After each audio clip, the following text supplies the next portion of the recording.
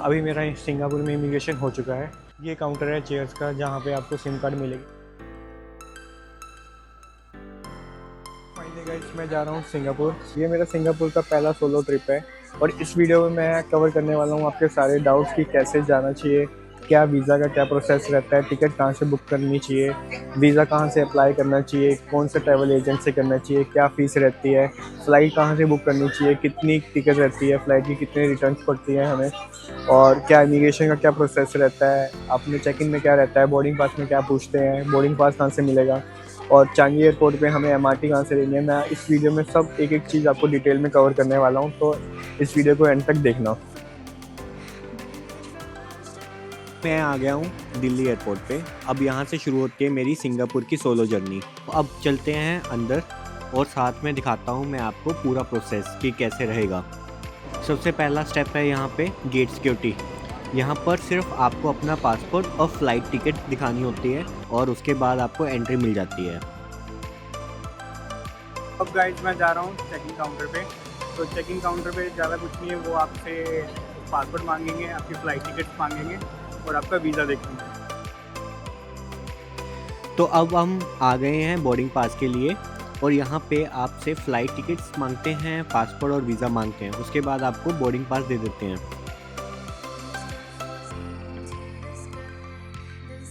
Finally boarding pass तो मिल गया है। अब चलते हैं इमिग्रेशन के लिए, जो कि अपना नेक्स्ट स्टेप है। बाकी मैं आपको आगे बताता हूँ पूरी डिटेल में कि उन्होंने मुझसे क्या मांगा था और क्या पूछा था बोर्डिंग पास के टाइम पे। अभी मैं इमिग्रेशन की तरफ जाता हूँ पहले और ये क्लियर करता हूँ इमिग्रेशन, फिर उसके बाद आराम से बैठकर बताता हूँ आपको कि इमिग्रेशन में क्या पूछा था और बोर्डिंग पास में क्या पूछा। और ये रहा हमारा इमिग्रेशन काउंटर। अब मैं आ गया हूँ सिक्योरिटी काउंटर पर। यहाँ पर होगा आपका सिक्योरिटी चेक, जो भी आपका चेकिंग बैंक्स है वो सब यहाँ पे चेक होंगे। और ये रहा ड्यूटी फ्री एरिया हमारा, इसको कैसे मिस कर सकते हैं।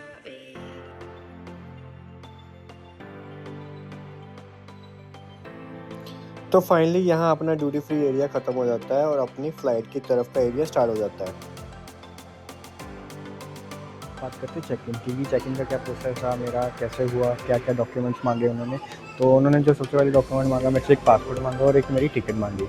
तो उसके बाद उन्होंने मुझसे सिंगापुर का वीज़ा मांगा, तो वो भी मैंने उनको दे दिया था। फिर उसके बाद उन्होंने मुझसे मांगा कि रिटर्न टिकट दिखाओ। फिर उन्होंने एक मुझसे जो क्वेश्चन पूछा, उन्होंने जो एयर एशिया की वहाँ पे बंदी बैठी हुई थी, तो उन्होंने मुझसे पूछा कि आपने टिकट्स कब बुक करवाई है। तो मैंने कहा यार मैंने तो बुक पिछले महीने का है, मुझे एग्जैक्ट डेट तो मुझे याद नहीं है, आप उसमें मेंशन किया हुआ, आप वो देख लो। और वो बट मैंने वो है कि वीज़ा से पहले अप्लाई किया था, तो वैसे याद नहीं है। तो कहते अच्छा आपने वीज़ा से पहले अप्लाई किया था, तो वीज़ा कब अप्लाई किया था। तो मैं कहा वो भी ऐसा याद नहीं है कि मुझे 28 तक तो आ गया था मेरा वीज़ा, तो 3 दिन पहले करवाया, तो बीच में सैटरडे संडे था 5 दिन, तो इसके बीच का गैप था। तो उन्होंने हमें कहा बाकी उसमें लिखा होगा, डेट मेंशन होगी, आप एक बार चेक कर लो उसमें। तो उन्होंने फिर चेक वगैरह किया होगा, मेरे डॉक्यूमेंट्स वगैरह में उसमें लिखा हुआ था। तो उसके बाद उन्होंने मुझे बोर्डिंग पास दे दिया था। और हाँ, फिर उसके बाद उन्होंने मुझसे मेरा लगेज चेक करवाया, कहते आप वेट करवाओ। तो मैंने उनको वेट करवाया था, तो मेरा 7 केजी ही था वैसे। और हाँ, आपको एक बात और बता दूं कि एयर एशिया में अगर आप जा रहे हो तो अपना कैबिन बैग का वेट जो है 7 केजी तक रखो, उससे ज़्यादा मत रखना, नहीं तो आपको फ्री में नहीं मिलेगा। क्योंकि जो 7 केजी तक आपको एयर एशिया अलाउ करता है लगेज, अगर उससे ज़्यादा लेके जाओगे तो आपको पे करना पड़ेगा। तो ट्राई करो, अगर जब भी आप एयर एशिया में सफ़र करना चाहते हो तो 7 केजी तक ही वेट रखना अपना लगेज का, जो भी एक कैबिन बैग होता है, चेक इन बैग नहीं। तो ट्राई करो कि कैबिन बैग में आपका आ जाएगा आराम से, इतना बड़ा कोई नहीं है। मेरा भी है, तो ये मेरा ये बैग है, ये 7 केजी का ही निकला है, ठीक है। बट इसमें मेरे थोड़े इलेक्ट्रॉनिक्स गैजेट थे, अपना हार्ड, बाकी सब ठीक, तो इसलिए तो बाकी अब इश्यू नहीं है, तो बढ़िया था। फिर उसके बाद मैं इमिग्रेशन में चला गया था। तो इमिग्रेशन तो बहुत स्मूथ था भाई, लिटरली उन्होंने कुछ नहीं पूछा। उन्होंने मुझसे पासपोर्ट मांगा, एक मेरे वीज़ा मांगा, वो दिया, उन्होंने स्टैंप लगाया और ईज़ी हो गया। और हाँ, कि सिक्योरिटी पे भीड़ के कारण मैं आपको एक और बात बताऊँ कि जो भी अभी इलेक्ट्रॉनिक गैजेट्स वगैरह हैं, अगर आप सफ़र कर रहे हो, अगर चेक इन बैग भी आपका या कैबिन बैग भी है, तो जो भी आपके इलेक्ट्रॉनिक गैजेट्स हैं, जितने भी आपके पावर बैंक है या और चीज़ें हैं, वो आप कैबिन बैग में रखें, ताकि वहाँ सिक्योरिटी पे चेक करो। क्योंकि कैबिन बैग में ही अलाउ है, नहीं तो चेक इन बैग में वो अलाउ नहीं करेंगे। ये तो इससे पहले से ट्राई करो कि जो भी आपके इलेक्ट्रॉनिक गैजेट्स हैं वो कैबिन बैग में ही रखना। चलो गाइस, बोर्डिंग तो हो गई है, चलते हैं हम अपने प्लेन की तरफ।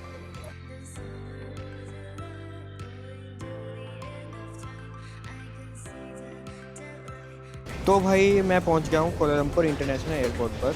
यहाँ से मेरी कनेक्टिंग फ़्लाइट है सिंगापुर की। तो यहाँ पर मेरा लेओवर है वो अराउंड 1 घंटे का है। अभी मैं बाहर की तरफ जा रहा हूँ और चेक करता हूँ कि अपनी जो सिंगापुर की फ़्लाइट है वो कौन से गेट से लेनी है। वैसे तो मेरी फ़्लाइट की टाइमिंग 7:35 की है, जो फ़्लाइट मुझे कोलालमपुर से सिंगापुर के लिए लेनी है। एक बार चेक करता हूँ मैं जाकर कि कौन से गेट से लेनी है मुझे फ़्लाइट। तो अभी मुझे पता चलता है कि मेरी फ़्लाइट डिले हो चुकी है सिंगापुर की। तो अभी जैसे फ़्लाइट डिले हो चुकी है तो अब थोड़ा कोलालमपुर इंटरनेशनल एयरपोर्ट घूमते हैं, देखते हैं। और वैसे यहाँ मैं पहले आया हुआ, ऊपर मैकडी भी है, अपना खाने के लिए बढ़िया है अगर आपको जाना है। पिज़्ज़ा हट है, इंडियन फूड भी है वहाँ पे, पर मुझे इंडियन फूड कुछ खास लगा नहीं था लास्ट टाइम भी। और यहाँ स्टारबक्स भी था, तो अभी मैं देखता हूँ वो कहाँ पर है, किस एरिया में है। लगभग लास्ट टाइम आया था तो स्टारबक्स गया था, तो अभी मैं देखता हूँ मे बी वो दूसरी टर्मिनल में ना हो। बाकी आपको दिखाता हूँ क्या है कोलालमपुर इंटरनेशनल एयरपोर्ट पे, अगर आपकी भी फ़्लाइट कनेक्टिंग फ़्लाइट हो कोलालमपुर से सिंगापुर जाने के लिए। तो भाई ये यहाँ पे फूड कोर्ट एरिया है।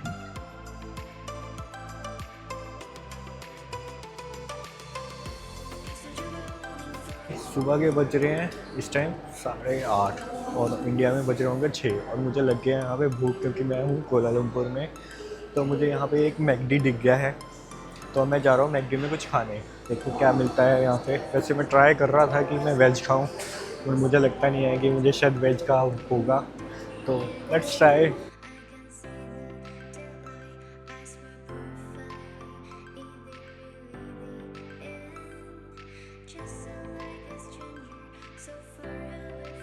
तो ये अपना ऑर्डर आ चुका है। अब बात करते हैं सबसे इम्पोर्टेंट क्वेश्चन, सिंगापुर का वीज़ा लगता कैसे है।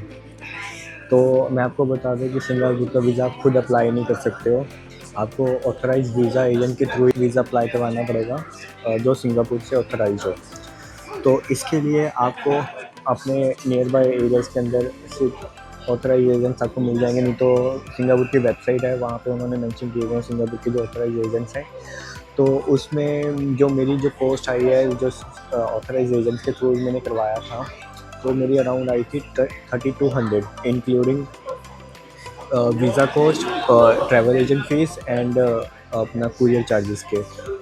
कुरियर चार्जेस के लिए हाँ, एक और चीज़ मैं आपको बताऊं कि आपको इसके लिए अपना पासपोर्ट कुरियर करना पड़ता है, ठीक है, और उसके बाद ही आपको वीज़ा अप्लाई होता है। और दूसरी चीज़ ये है कि पहले तो सिंपल पासपोर्ट अप्लाई करते थे, वीज़ा अप्लाई करते तो आ जाता था, बट अब ऐसा है कि आपका इंटरव्यू भी हुआ करेगा। वो जूम कॉल और फ़ोन कॉल डिपेंड करता है इंटरव्यू पे, एम्बेसी पे, कि वो कैसे लेते हैं। तो मेरा जो हुआ था वो वीज़ा इंटरव्यू हुआ था, वो मेरा हुआ था जूम कॉल पे। तो हाल ही उन्होंने मुझसे 3-4 क्वेश्चन पूछे थे कि क्यों जाना चाहते हो, क्या पर्पस है, किस लिए जाना चाहते हो, तो ये सब चीज़ें पूछी थी। तो मैंने उनको बता दिया था, तो मेरा वीज़ा 3 से 5 दिन में आ गया था। और जो इसकी जो मैंने आपको बताई दी है कि कॉस्ट मेरे को 3200 पड़ी है। हार्डली अगर आप किसी और एजेंट से भी करवाते हो तो 3 से 4 हज़ार ही लेंगे वो, इससे ज़्यादा तो नहीं लेंगे।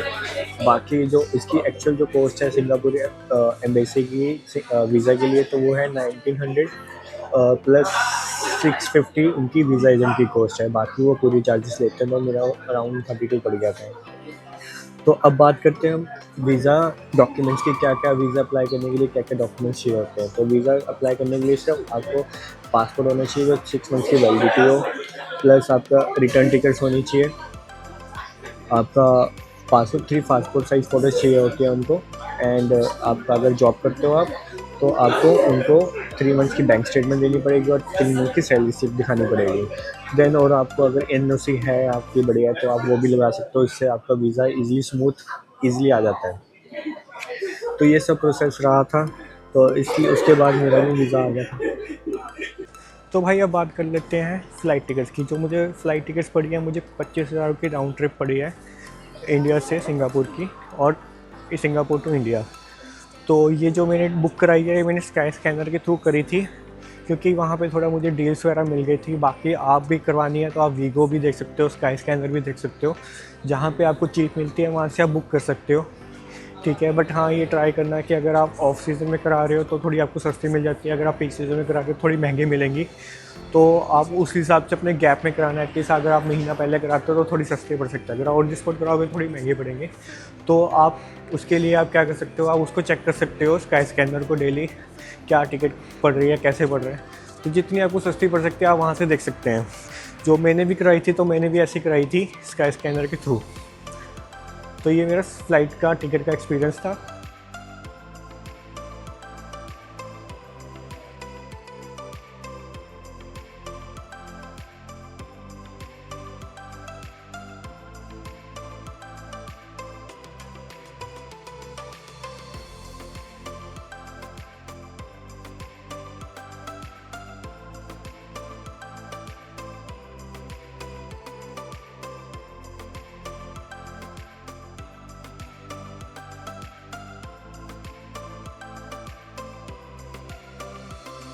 तो आते ही इन्होंने यहाँ पे सिक्योरिटी चेकिंग पे लगा दिया है और यहाँ पे देखो चेक करवा रहे हैं लगेज वगैरह।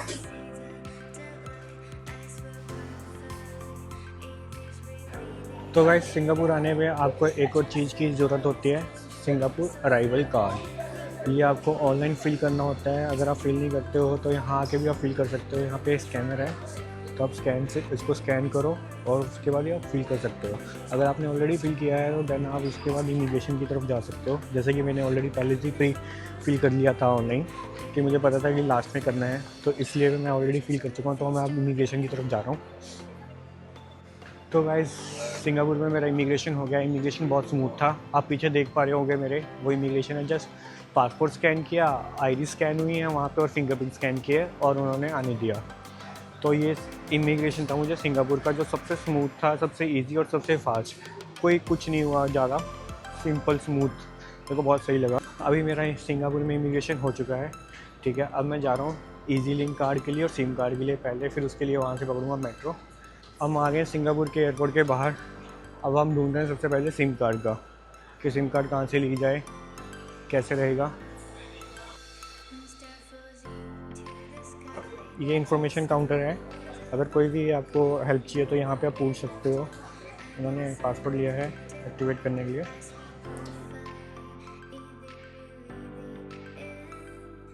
ये काउंटर है चेयर्स का, जहाँ पे आपको सिम कार्ड मिलेगी अगर आप ऑनलाइन बुक कराते हो प्रूफ या पूरा से। उन्होंने QR कोड स्कैन करा और यहाँ से उन्होंने सिम दे दी। वो भाई जो सामने रेड टी शर्ट में है सिंगल की डालकर, इन्होंने सारा प्रोसेस किया है, तो ये कर दिया है। तो ये आपको कहाँ मिलेगा, जस्ट आप बाहर निकलोगे एयरपोर्ट से, तो जैसे एयरपोर्ट से आप राइट लो, राइट लेते ही आपको सिर्फ चेयर्स मिलेगा, नहीं तो सामने आपको इन्फॉर्मेशन काउंटर मिलेगा। यहाँ पे इन्फॉर्मेशन काउंटर से राइट साइड पे आपको आना है, ठीक है। ये इसका एड्रेस है चेयर्स का, यहाँ पे आप एक्टिवेट करवा सकते हो। मैंने अब सिम कार्ड ले लिया है। अब सिम कार्ड लेते ही अब मैं जा रहा हूँ टर्मिनल 2 में, क्योंकि मुझे MRT लेनी है। MRT में मेरे को हॉस्टल की तरफ जाना है, तो MRT ही बेस्ट सूटेबल और चीप ऑप्शन है यहाँ पे। अदरवाइज़ टैक्सी भी है, कैब है, ग्रैब चलती है यहाँ पे, बट ग्रैब बहुत ज़्यादा कॉस्टली पड़ जाती है। तो MRT अराउंड $2 से $3 में मैं पहुँच जाऊँगा। बाकी मैं बताता हूँ एग्जैक्ट कितना कॉस्ट लगा मुझे अपना एयरपोर्ट से वहाँ तक पहुँचने के लिए। तो अभी मैं MRT लेने जा रहा हूँ। तो MRT क्या है कि MRT टर्मिनल 1 और टर्मिनल 2 से मिलती है, तो उसके लिए टर्मिनल 2 जा रहा हूँ मैं। तो टर्मिनल 2 जाने के लिए मुझे शटल बस चाहिए, तो अभी मैं शटल बस की तरफ जा रहा हूँ। तो बाकी अब दिखाता हूँ आपको आगे का सिनेरियो कैसे कैसे रहता है। चलती है शटल बस, तो इसकी टाइमिंग्स हैं। अभी ये टर्मिनल 1 के लिए जा रही है, बस आई तो है। जो मेरी टर्मिनल 2 के लिए जिसको मैंने जाना है वो अभी 3 मिनट बाद आएगी यहाँ पे। तब तक आपको यहाँ पे इन्होंने वेटिंग एरिया बना रखा है, आप यहाँ पे वेट कर सकते हो टर्मिनल 2 की बस आने का। 3 मिनट्स का टाइम बता रहे हैं, अब 2 मिनट हो गया है, तो 2 मिनट में ही मेरी बस आ जाएगी टर्मिनल 2 की। देन वहाँ से हम MRT लेंगे, फिर MRT लेने के बाद हम जाएंगे अपने हॉस्टल। अभी मैं वेट कर रहा हूँ यहाँ पे बैठ के शटल बस का, क्योंकि मुझे जाना है हॉस्टल। तो हॉस्टल जाने के लिए जो बेस्ट ऑप्शन है वो है MRT। तो क्योंकि अगर मुझे जाने के लिए मेरे पास ऑप्शन ग्रैब भी है, टैक्सी भी है, बट वो मुझे बहुत ज़्यादा कॉस्टली पड़ेगा, तो इसलिए मैं प्रेफर कर रहा हूँ MRT। MRT में हार्डली मेरे $1 से $2 लगेंगे। तो बाकी एग्जैक्ट मैं आपको बताता हूँ, क्योंकि मैंने बनाना भी ये पास है। तो अभी यहाँ पे वेटिंग एरिया चल रहा है। तो अभी टर्मिनल 1 की बस गई है, तो टर्मिनल 2 की बस आएगी, उसके लिए अराउंड 1 मिनट्स लिखा हुआ है, तो 1 मिनट में वो आ जाएगी। तब तक मैं यहाँ पे वेट कर रहा हूँ। आपको दिखा देता हूँ मेरे पीछे का वेटिंग एरिया कैसा है, ठीक है, आप यहाँ पे वेट कर सकते हो। तो गाइस मैं बैठ गया हूँ शटल बस में। अब मैं जा रहा हूँ टर्मिनल 2 की तरफ, वहाँ से मैं वहाँ से ये मेरे टर्मिनल 2 की बस है। यहाँ पे सभी एयरपोर्ट से जितने बंदे आए हैं सब टर्मिनल 2 की तरफ जा रहे हैं। तो अब इसके बाद चलते हैं अपने हॉस्टल की तरफ।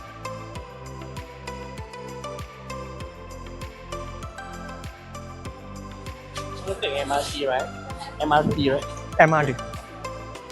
See escalator, go down. Okay After go down, left. Okay, thank you so much. So भाई ने बता दिया कि टर्मिनल से MRT कहाँ से लेनी है, तो अब जा रहे हैं उस तरफ। तो गाइस ये है हमारा टर्मिनल 2। तो अब यहाँ से हमें जाना है अपना उस साइड।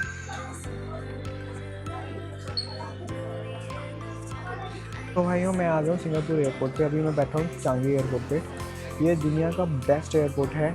एंट्री लेते ही ना फील आ जाती है, मतलब लगता है कि आप कहीं आए हो। और इनफैक्ट जो चांगी एयरपोर्ट है ना, यहाँ पे अलग नेक्स्ट लेवल का है। मतलब कि आपको यहाँ पे जूल मिल जाएगा, आपको वाटरफॉल मिलेगा, आपको ग्रीनरी मिलेगी, आपको बोटेनिकल गार्डन मिलेगा, आपको क्लाउड फॉरेस्ट मिलेगा। इतना कुछ उन्होंने एयरपोर्ट पे दे दिया। चलो बाकी अब पहुँच तो गए हैं, अब आगे चलते हैं हम अपने हॉस्टल की तरफ। फिर आपको आगे दिखाता हूँ सिंगापुर की गलियाँ और बाकी चीज़ें। तो दोस्तों ये था मेरा दिल्ली से सिंगापुर तक का एक्सपीरियंस, जिसमें मैंने आपको immigration, visa process, visa application कैसे अप्लाई करना है, कौन से ट्रैवल एजेंट से करना है, टिकट कहाँ से बुक करनी है, कितने की बुक करनी है, और चेक इन में कैसे है, बोर्डिंग पास कैसे लेना है, तो ये सब मैंने बताया। अगर फिर भी आपका कोई डाउट रह गया हो तो आप कमेंट कर देना, मैं आपका रिप्लाई कर दूँगा। और तब तक अगले ब्लॉग में मैं आपको दिखाता हूँ सिंगापुर की मेन अट्रैक्शन कि हम क्या क्या कवर करने वाले हैं। अभी जा रहे हैं हम अपने हॉस्टल की तरफ। अगर वीडियो अच्छा लगा तो लाइक एंड कमेंट करना मत भूलना। अगर आपका कोई और डाउट भी रह गया तो आप मुझे कमेंट कर देना, मैं आपका रिप्लाई कर दूँगा। तो चलो अगले ब्लॉग में आपको सिंगापुर की टॉप अट्रैक्शंस दिखाता हूँ।